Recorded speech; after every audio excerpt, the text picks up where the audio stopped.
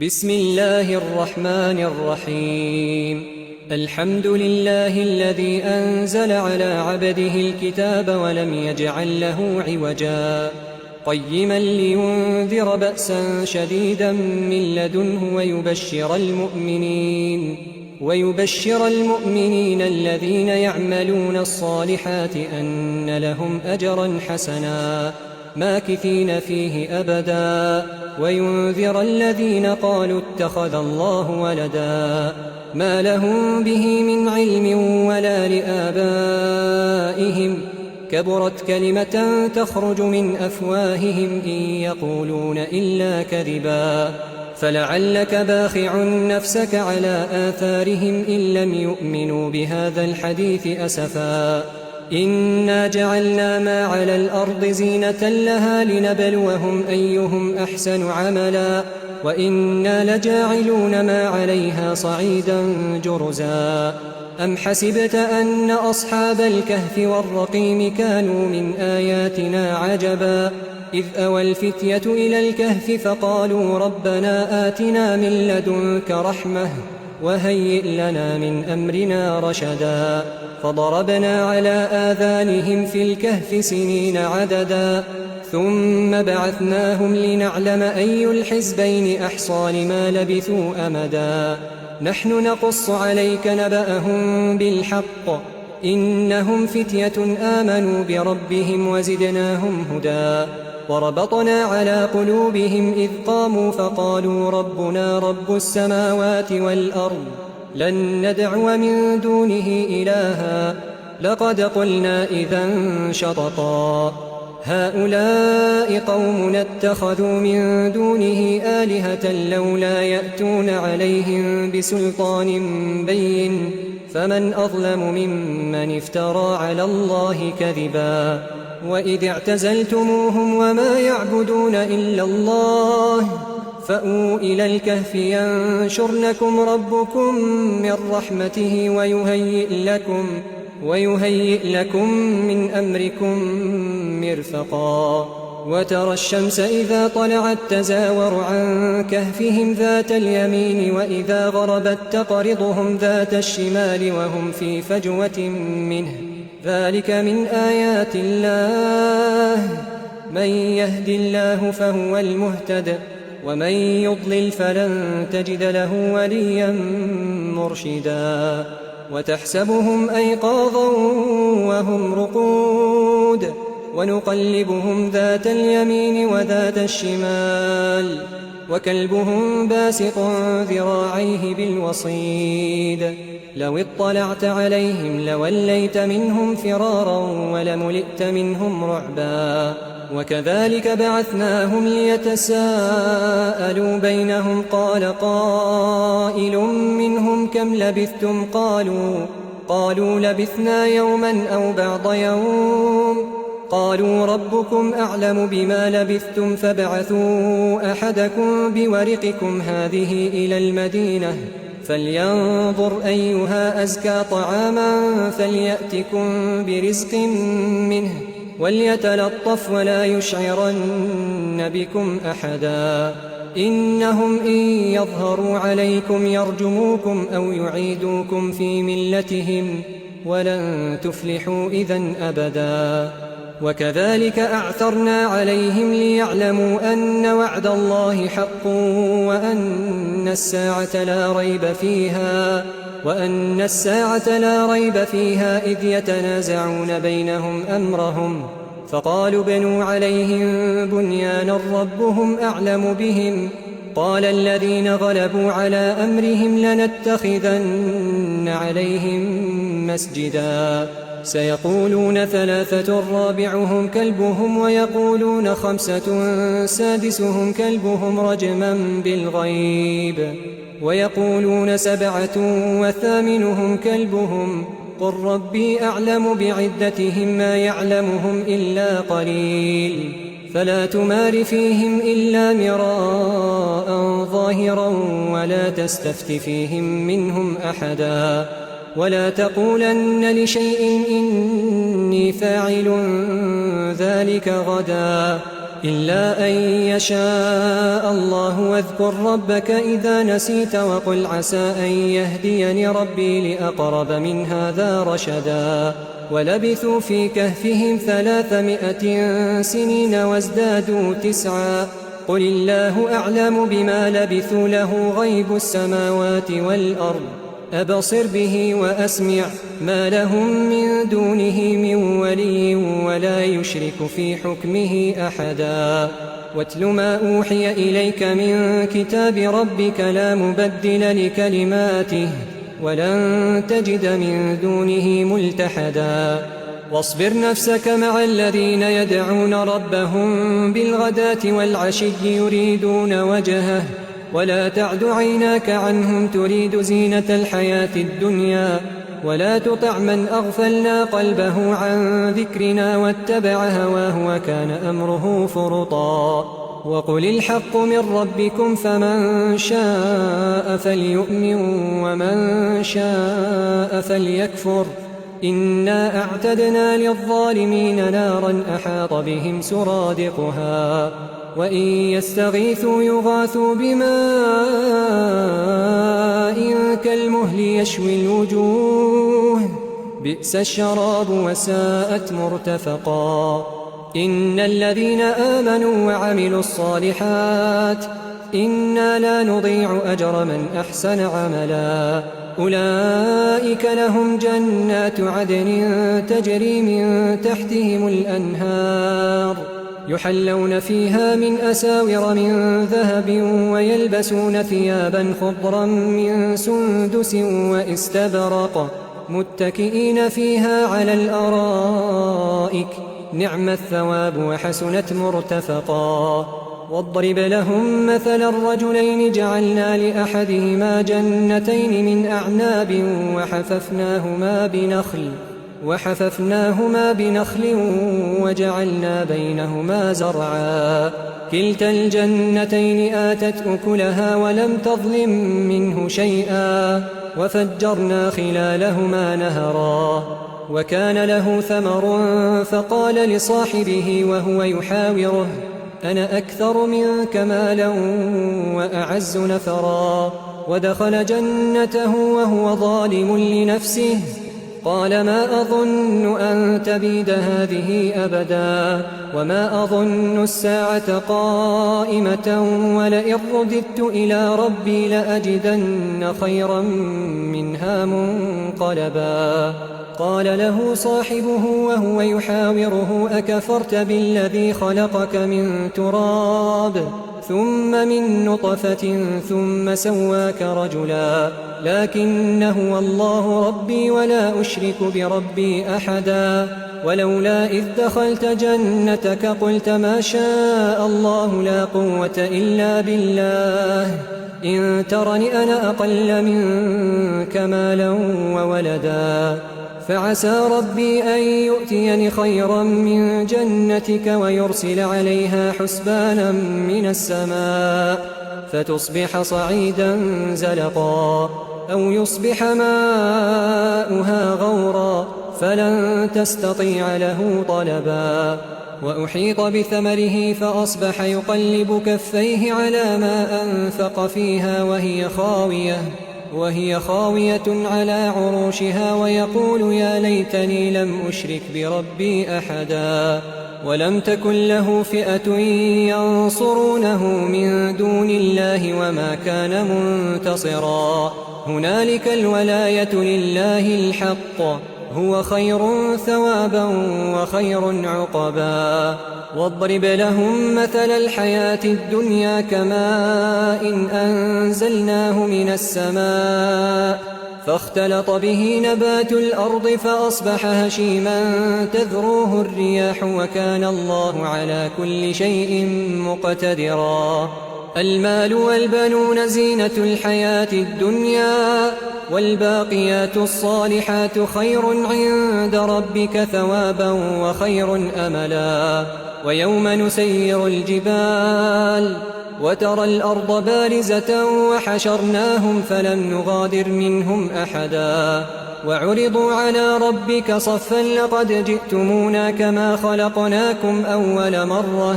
بل زعمتم أن لن نجعل لكم موعدا ووضع الكتاب فترى المجرمين مشفقين مما فيه ويقولون يا ويلتنا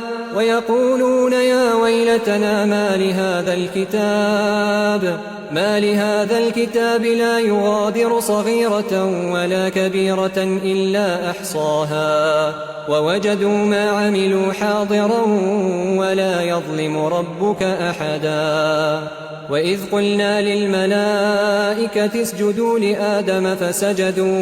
فسجدوا إلا إبليس كان من الجن ففسق عن أمر ربه أفتتخذونه وذريته أولياء من دوني وهم لكم عدو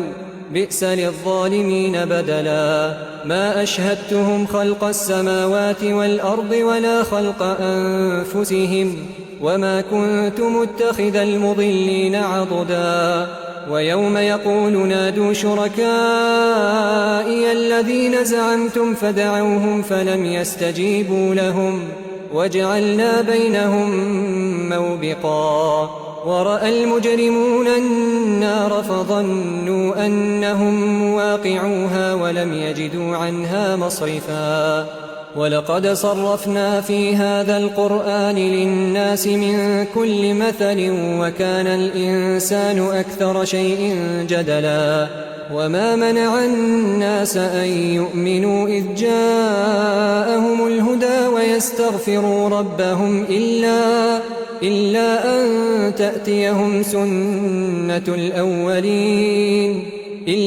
أن تأتيهم سنة الأولين أو يأتيهم العذاب قبلا وما نرسل المرسلين إلا مبشرين ومنذرين ويجادل الذين كفروا بالباطل ليدحضوا به الحق واتخذوا آياتي وما أنذروا هزوا ومن أظلم ممن ذكر بآيات ربه فأعرض عنها ونسي ما قدمت يداه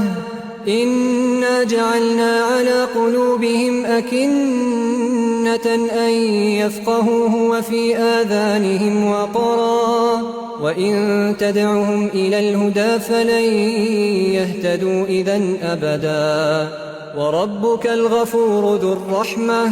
وربك الغفور ذو الرحمة لو يؤاخذهم بما كسبوا لعجل لهم العذاب بل لهم موعد لن يجدوا من دونه موئلا وتلك القرى أهلكناهم لما ظلموا وجعلنا لمهلكهم موعدا وإذ قال موسى لفتاه لا أبرح حتى أبلغ مجمع البحرين أو أمضي حقبا فلما بلغا مجمع بينهما نسيا حوتهما فاتخذ سبيله في البحر سربا فلما جاوزا قال لفتاه آتنا غداءنا لقد لقينا من سفرنا هذا نصبا قال أرأيت إذ أوينا إلى الصخرة فإني نسيت الحوت وما أنسانيه إلا الشيطان أن أذكره واتخذ سبيله في البحر عجبا قال ذلك ما كنا نبغي فارتدا على آثارهما قصصا فوجدا عبدا من عبادنا آتيناه رحمة من عندنا وعلمناه من لدنا علما قال له موسى هل أتبعك على أن تعلمني مما علمت رشدا قال إنك لن تستطيع معي صبرا وكيف تصبر على ما لم تحط به خبرا قال ستجدني إن شاء الله صابرا ولا أعصي لك أمرا قال فإن اتبعتني فلا تسألني عن شيء حتى أحدث لك منه ذكرا فانطلقا حتى إذا ركبا في السفينة خرقها قال أخرقتها لتغرق أهلها لقد جئت شيئا إمرا قال ألم أقل إنك لن تستطيع معي صبرا قال لا تؤاخذني بما نسيت ولا ترهقني من أمري عسرا فانطلقا حتى إذا لقيا غلاما فقتله قال أقتلت نفسا زكية بغير نفس لقد جئت شيئا نكرا قال ألم أقل لك إنك لن تستطيع معي صبرا قال إن سألتك عن شيء بعدها فلا تصاحبني قد بلغت من لدني عذرا فانطلقا حتى إذا أتيا أهل قرية استطعما أهلها فأبوا أن يضيفوهما فوجدا فيها جدارا يريد أن ينقض فأقامه قال لو شئت لاتخذت عليه أجرا قال هذا فراق بيني وبينك سأنبئك بتأويل ما لم تستطع عليه صبرا أما السفينة فكانت لمساكين يعملون في البحر فأردت أن أعيبها وكان وراءهم ملك يأخذ كل سفينة غصبا وأما الغلام فكان أبواه مؤمنين فخشينا أن يرهقهما طغيانا وكفرا فأردنا أن يبدلهما ربهما خيرا منه زكاة وأقرب رحما وأما الجدار فكان لغلامين يتيمين في المدينة وكان تحته كنز لهما وكان أبوهما صالحا فأراد ربك أن يبلغا أشدهما ويستخرجا كنزهما رحمة من ربك وما فعلته عن أمري ذلك تأويل ما لم تسطع عليه صبرا ويسألونك عن ذي القرنين قل سأتلو عليكم منه ذكرا إنا مكنا له في الأرض وآتيناه من كل شيء سببا فأتبع سببا حتى إذا بلغ مغرب الشمس وجدها تغرب في عين حمئة ووجد عندها قوما قلنا يا ذا القرنين إما أن تعذب وإما أن تتخذ فيهم حسنا قال أما من ظلم فسوف نعذبه ثم يرد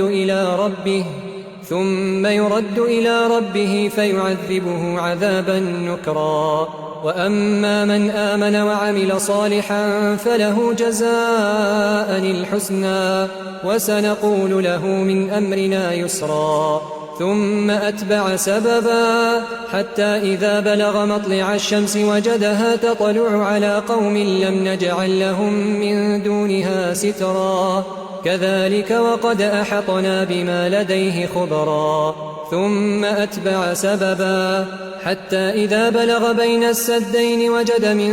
دونهما قوما لا يكادون يفقهون قولا قالوا يا ذا القرنين إن يأجوج ومأجوج مفسدون في الأرض فهل نجعل لك خرجا على أن تجعل بيننا وبينهم سدا قال ما مكني فيه ربي خير فأعينوني بقوة أجعل بينكم وبينهم ردما آتوني زبر الحديد حتى إذا ساوى بين الصدفين قال انفخوا حتى إذا جعله نارا قال آتوني أفرغ عليه قطرا فما استطاعوا أن يظهروه وما استطاعوا له نقبا قال هذا رحمة من ربي فإذا جاء وعد ربي جعله دكا وكان وعد ربي حقا وتركنا بعضهم يومئذ يموج في بعض ونفخ في الصور فجمعناهم جمعا وعرضنا جهنم يومئذ للكافرين عرضا الذين كانت أعينهم في غطاء عن ذكري وكانوا لا يستطيعون سمعا أفحسب الذين كفروا أن يتخذوا عبادي من دوني أولياء إنا أعتدنا جهنم للكافرين نزلا قل هل ننبئكم بالأخسرين أعمالا الذين ضل سعيهم في الحياة الدنيا وهم يحسبون أنهم يحسنون صنعا أولئك الذين كفروا بآيات ربهم ولقائه فحبطت أعمالهم فلا نقيم لهم يوم القيامة وزنا ذلك جزاؤهم جهنم بما كفروا واتخذوا آياتي ورسلي هزوا إن الذين آمنوا وعملوا الصالحات كانت لهم جنات الفردوس نزلا خالدين فيها لا يبغون عنها حولا قل لو كان البحر مدادا لكلمات ربي لنفد البحر قبل أن تنفد كلمات ربي ولو جئنا بمثله مددا قل إنما أنا بشر مثلكم يوحى إلي أنما إلهكم إله واحد فمن كان يرجو لقاء ربه فليعمل عملا صالحا ولا يشرك بعبادة ربه أحدا